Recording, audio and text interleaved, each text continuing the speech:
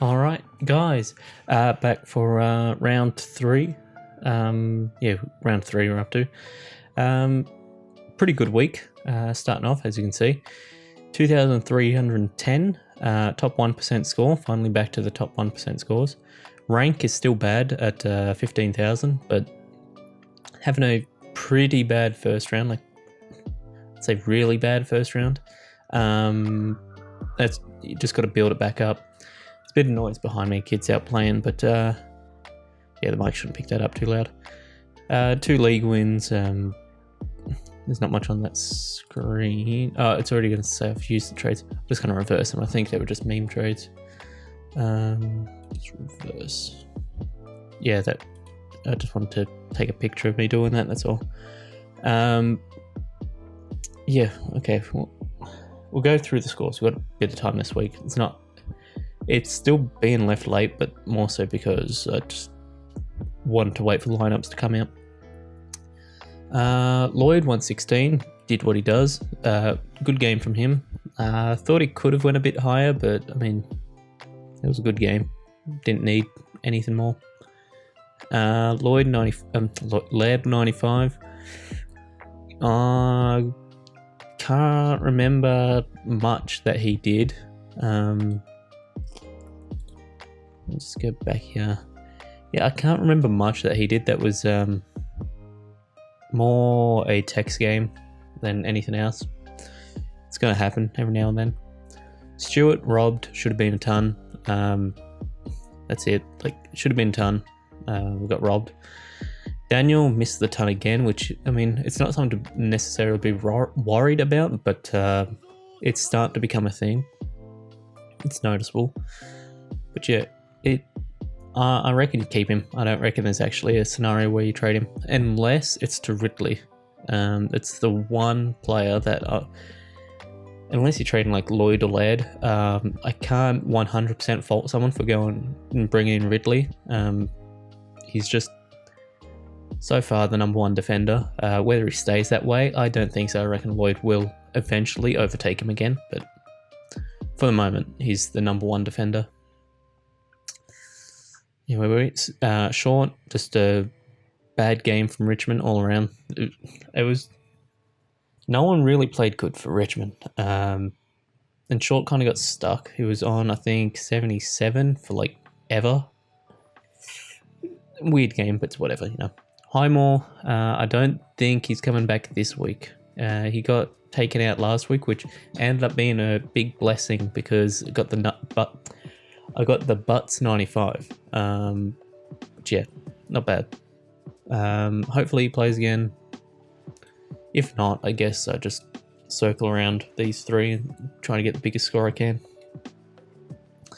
Midfield, McRae, a bit underwhelming. I thought he'd do better against North. It's still a 108. It's not terrible, but I would have thought bigger, you know what I mean? Jack Steele, 132, easily the best Saints player. The rest of the team is honestly in line to be cut, but yeah. Jack Steele's just one of the, I'd say he's top 3 midfielder, probably top 2. Yeah, oh well. It sucks that the Saints are just really bad, so whatever. Merritt, 115, did what he, I mean, part of it is Essendon played really good. 143 is a pretty good score to kick. I've heard that Merritt might be starting half forward next game or half back, one of the two. I really hope not. He's playing tonight, so I could probably check, but I really hope not. That will really ruin his scoring, trust me. Chera, 56, not good. Freo played horrible. Too many injuries in the game. Actually, was Young the only one injured? Whatever it was. This legitimately happened. I turned on the game and there's 3 centre bounces I watch before I get tilted and turn off the game. At all 3 is Michael Walters, David Mundy, and any other player. Just a random player. Sometimes it was Sarong in there. One time it was Gyro. Was it him? Something like that. Neither Brayshaw or Chera were in there. Brayshaw was in the forward 50 and Chera was in the defensive 50, which I'm guessing was just because Young got hurt, but that's terrible. That's horrible coaching. You put Mundy somewhere else. Jesus. Whatever. Gordon, 74, finally cooled down. He's still the best rookie so far. He's open for a ton every week, the way he plays. It just so happened that Warner went off, and instead of Gordon, Warner and Wicks went off instead. It's whatever. Powell, he's so much better on the ball. I've seen 2 highlights. One was a good handball from him, like a pretty good one. Looked like an experienced player. And the other one was just him, getting in and getting the ball from a stoppage. But yeah, he's not playing on the ball because North is just full of on the ball players. So they're playing him other positions, and it's really impacting his scoring. I was talking about this during the week to mates, but I'm 100% for a mid-season trade window or deadline. I say round 7. Open it up for a week. Players can be traded. Gives players 2 to 3 to 4 weeks to get used to their team before bye rounds. I think that's how you do it. A team like North needs to make trades if there was a mid-season trade window. I don't think you drop Powell. I think he still goes up a fair bit. It might hit 300k. Honestly, I'm not too sure. It's a weird one. I don't think you trade him, but I don't think you trade any rookies. It's obviously Supercoach 101. Don't trade a rookie straight away. But I don't know how long he stays in the team for. Berry got screwed. He's starting full forward in the fifth in the goal square. That's what I was thinking of. Brain's all over the place today. I'm a bit tired. Yeah, he's playing in the goal square, which was very weird. Not too sure why, but he's a good tackler. Like, honestly, one of the better tacklers I've seen this year. Play him in the midfield. Just do it. Find someone else to go up and forward. I guess it's because of Tex. I want to play Tex a bit closer, but it's whatever. Use Downey as the loop to get Grundy's score. Really didn't matter. I was going to captain Gorn anyway, so... Oh no, I lost 2 points. Doesn't matter. Clark, 71. He was kind of doing nothing for a lot of the game, and then in the about second half of the third quarter, and then bits and pieces of the fourth quarter, he started to do stuff again, so that was good for his score. I can see a reality where Clark gets dropped, but Menegola has done his AC joint, so maybe that's like an extra avenue for Clark to stay in the team. I think he does. I think he's played good enough to stay in the team. Like, I don't think there's anyone that's that good that needs to come back in. And I think Danger just slides back in. I don't think it affects Clark at all. Gorn, Grundy, 162, 163.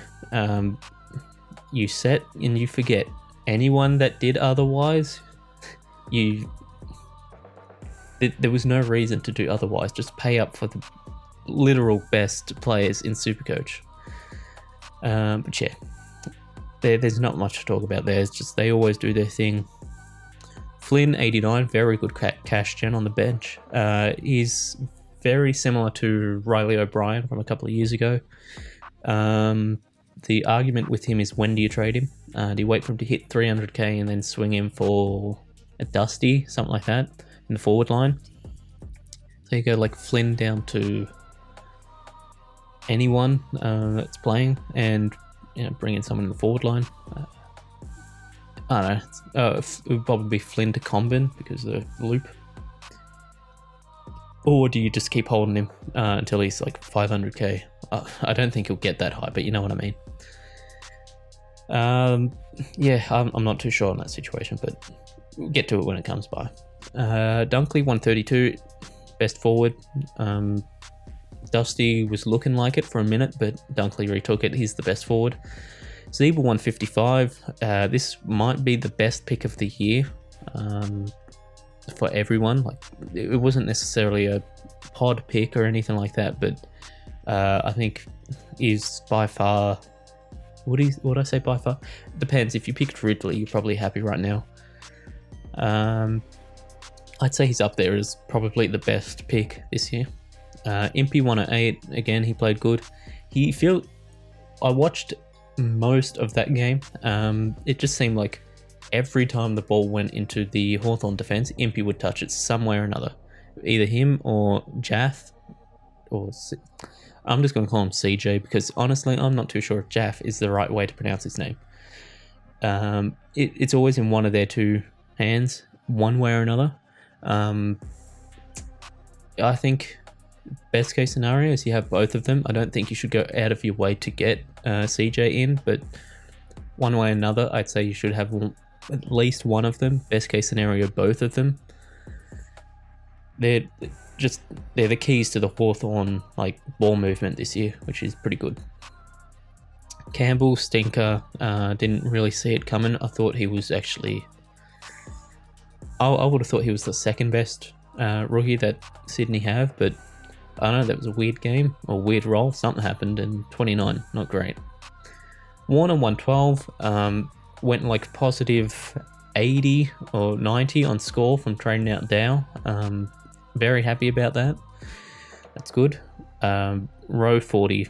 It's still the best out of these ones. And Bergman shouldn't be playing this week. I think he's the injury reserve, which personally I don't count that as playing, but it's whatever.